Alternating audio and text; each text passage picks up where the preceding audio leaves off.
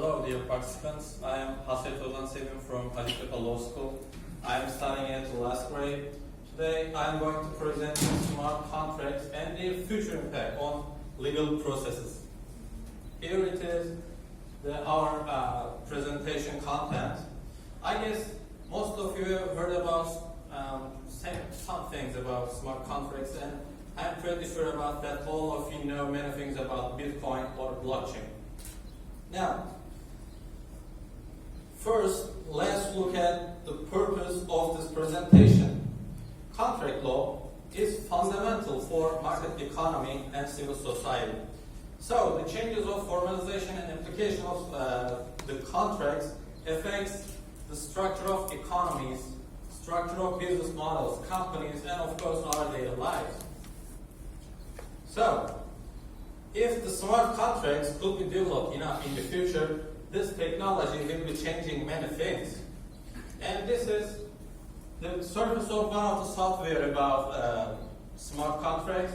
Smart contracts actually the transform of the real contracts into the digital platform. So if we look at the history of smart contracts, actually smart contracts was the idea of smart contracts was actually designed long before the blockchain and the Bitcoin. Nick Szabo, he is a legal scholar and expert on softwares, was for the first time in 1993 designing the idea of smart contracts. And let me give you a secret that probably the Nick Szabo is most likely the founder of Bitcoin. Anyway, Nick Szabo realized that the contracts could be transformed into computer language and they can be controlled and used. So his purpose was to create more security and less cost. Because going to an attorney to draw up a contract is a little expensive for businessmen. So it depends. Szabo has many studies about smart contracts. Also, his followers developed the idea. Those are resources when I used in my article and in this presentation. There are really few studies in Turkey. One of the academicians who is studying on smart contracts is İsmail Kırbaş. Actually, I really recommend to read that article. So, if we look at closely smart contracts and their characteristics, what are the characteristics of smart contracts? The wheels of parties are included in smart contracts because at least one of the parties has to draw up any framework about the contracts, or two of the parties have to sign the smart contract to execute it, to perform it.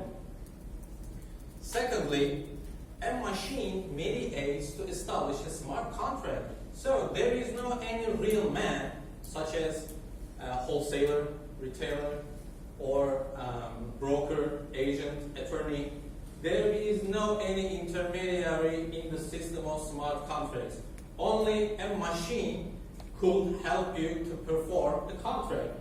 And third one, a transaction cannot recover back in smart contracts because all of the transactions which are made in the system of smart contracts are recorded to many ledgers. We will look at that further. And the fourth one is payment by electronic units. It's one of the most popular characteristics of smart contracts because Bitcoin or Ethereum you can use when you want to pay someone on the electronic platform. But the Ethereum platform on the right side, actually the most useful one because it has been established for only purpose. Only purpose is to perform smart contracts. Let me give a second, please. And, ladies and gentlemen, here is the most important part of smart contracts. It's the crucial characteristic of smart contracts because this is why we call them smart. Smart contracts can perform the terms of the contract automatically by itself. So here is our slogan. The more confidence you have for a transaction, the less operational cost you have to pay. If there is an automatic execution, you don't have to estimate about the other party will be going to giving some money to me or anything else, because the execution is made automatically in the system. So now, what do we need to establish a smart contract or apply a smart contract? We need 4 elements. First one is, of course, subject of a contract, because in every type of contract you have to choose any service or any goods to be or another thing. And secondly, you need to have your own private key. They are really similar to your real signs, actually more secure than your real sign, because they are encrypted by using cryptography. So that's why it provides security. So we need private keys. And thirdly, you have to enter the terms of contract into the system. And the last one, centralized platform. What is the centralized platform? Actually, at this point, we face blockchain. Blockchain is a peer-to-peer data collection web which is not centralized, such as government registries. Every transaction made on the blockchain or smart contracts is processed by every computer included in the system. Consequently, the blockchain is actually, we can say that it's a giant recording book of any company or any enterprise. But the difference is that in blockchain, these recordings, this accounting or other transactions are not made by the employees. Those are made by computers or your softwares or your machines. Which one do you prefer? And let's understand how smart contracts work. We will look at the working process through an example, because it may be a little hard to understand without an example. So, right now we have an vehicle sales contract in our hand. B has a blockchain address and wants to sell a car. B is here. Then B determines the term of the contract by transforming the terms into computer language. B is transforming the terms of the contract into the digital platform by writing some notes. And after creating the contract, B signs that. This step, all the step until right now, is called as drawing up a contract, the first step. And the second step, B leaves the car in a garage which is secured by a smart lock, because we have to be sure that the subject of the contract is secure. So we have to leave the car into a garage which is under control of blockchain or under control of smart contracts, or a smart lock of the garage. So A would like to buy a car.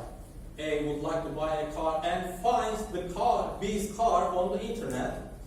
Then also, A has enough money, enough digital assets. There is no any actual money, how we know in our daily lives. But in smart contracts, there are electronic payment units such as Ethereum. So A has enough money in his or her own wallet. Then A signs the smart contract, which is prepared by B. So the wills of the parties are met. Smart contract has been established. So this step is called as consideration, the second process. And after this step, the verification will be made by a computer in order to detect after these two steps, the machine will be looking at the car is safe and the other party has enough money in his or her own wallet. If it's not, these transactions will be nullified. But if these conditions are met, then the computer will be executing or will be performing in legal terms, performing the terms of the contract. So this is the last step, performance. So you don't need to wait the other parties to performance his or her obligation about or anything else. So the performance is automatically made. In every transaction on this process are recorded to ledgers, a giant books, which is recorded by millions of computers in the blockchain system. So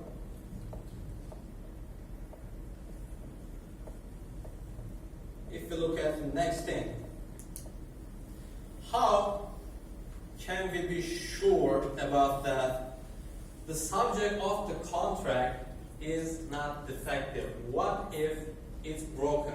Here we faced with Internet of Things. Internet of Things helps us with the advance of sensors and scammers in both the garage and the car. The situation of good can be easily determined by Internet of Things. So if there is a broken thing or the car is defective in our previous example, Internet of Things will be answered that the car is not okay. You shouldn't buy this car. So that time we said, okay, so I'm not going to sign this smart contract by my own private key. But without Internet of Things, it's really hard to detect that the good or service of the which is subject of the smart contract is not broken or not okay. So, and let's look at case study. Let me say something that actually in your daily life you are using one of the smart contracts, which is vending machine. Vending machine is the basic, the most usual one we have seen in our lives. If a vending machine operates properly, when you insert a coin into the machine automatically takes the money and gives you a drink. It's a smart contract. It's automatic performance. There is no any intermediary. Only machine helps you to access or reach your drink. And another example is car renting. And this one, the car renting example are used by an Arizonian company in the United States. The name of the company is Acceptance Corporation. The company offers rent-a-car service, and the company uses a device which combined with car starter. So when the debtor is in default, when the debtor does not pay the money, the starter of the car becomes disabled automatically, and the debtor cannot use the car anymore. It's one of the examples of smart contracts, because if you don't pay the money, so the contract will be not executed, but if you pay the money, the contract will be performed. And our last example, actually this example is really controversial because it's not suitable with our ethical values. Sometimes long proceedings should be followed to evict a tenant. Some people consider that a smart contract could be applied if the tenant does not send enough money to landlord's electronic wallet. In that situation, for example, the tenant does not pay the rent to the landlord. That time, if the smart law, by looking at the internet, understands that or learns that the money has not been paid, that time the smart lock is automatically worked, then the tenant cannot enter into the house. So it's really actually tough example, but especially in, among the libertarian academicians, many recommendings are existing about this example anyway. And if you look at the scope of application of smart contracts, I would like to point out that smart contracts could not apply to all types of contracts in neither Turkish law or in other law systems. For example, an employment law or labor contract, which one do you prefer?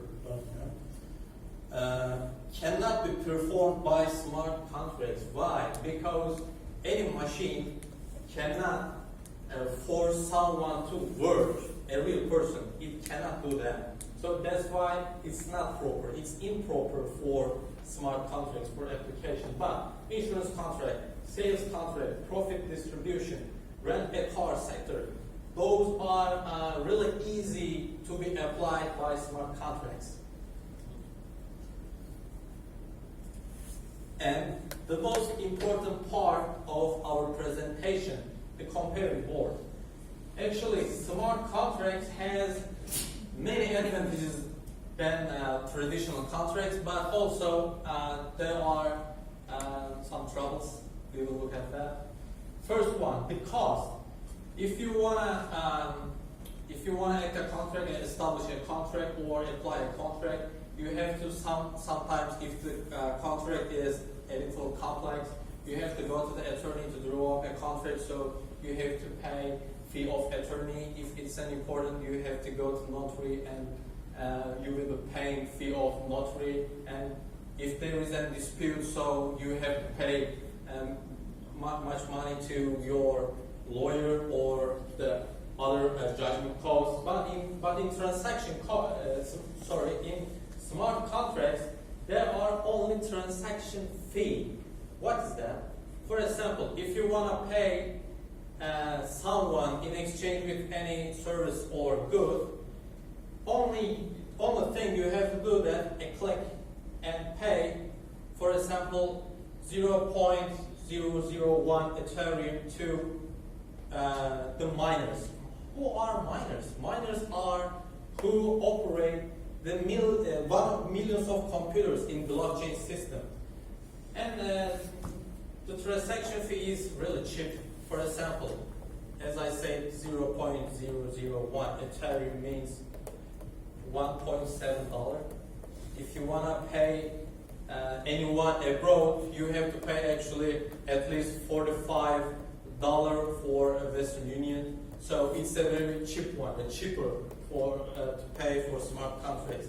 And there is no any intermediary, no real human, no real man in smart contracts. There are only computers, so this would avoid the human-made mistakes. And the third one, this one is the disadvantage of smart contracts. There is no sufficient regulations for smart contracts and blockchains and cryptocurrencies. So that's why it's very risky to invest into this technology. And the fourth one is performance. As I said, this is why we call them smart. And you don't have to wait the other party to perform his or her own obligations, which is arising from the contract. And the last one is modification in smart contracts is impossible because every transaction are recorded to millions of computers in the blockchain system. So that's why you cannot recover whole millions of the transactions back. It's almost impossible. And our last part, the other advantages of smart contracts. In my opinion, ladies and gentlemen, civil law system is more effective for smart contracts than Anglo-American law because in civil law system, the judges are tightly bound with the statutory regulations. But in Anglo-American law system, the judge can decide not in favor of the contract. So if the judge sees any wrong thing in a contract, even if the contract is not contrary with the statutory, judge can decide contrary with the contract.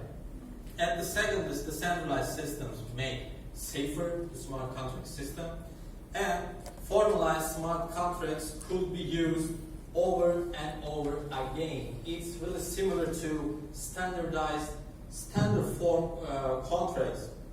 In Turkish, genel işlem koşulları, you know that. So smart contracts can be used like that. And this topic shows us enforcement law and procedural law are going to be last in the future because of the smart contract system. Especially attorneys who are familiar to data and blockchain technologies will become prominent when the smart contracts are written into the system.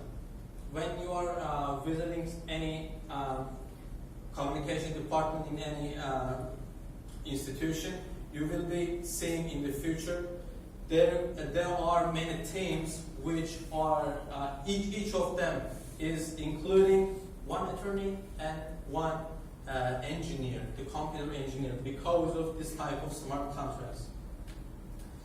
So thank you for your attention. Please ask me your questions because I know it's could be a little hard to understand. So thank you again.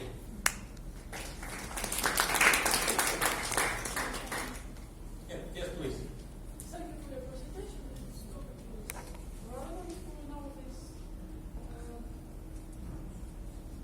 Thank you. And can it be smart contract like an application with a smartphone? Can we use it? Actually, if I can show you from here, you can use as an application. Actually, every application is a software, right? So, for example, it's a software. You can upload this software to your phone or to your laptop, your computer, and just you have to write the terms of the contract, and you need to have enough electronic units in your blockchain address. So you can use it by an application. Yes. All right. Yes, please. What if there would be a mistake based on machine? What if there is a machine? There would be a responsibility problem. Yeah. Actually, it's not impossible to face any problem with the machine. That's right.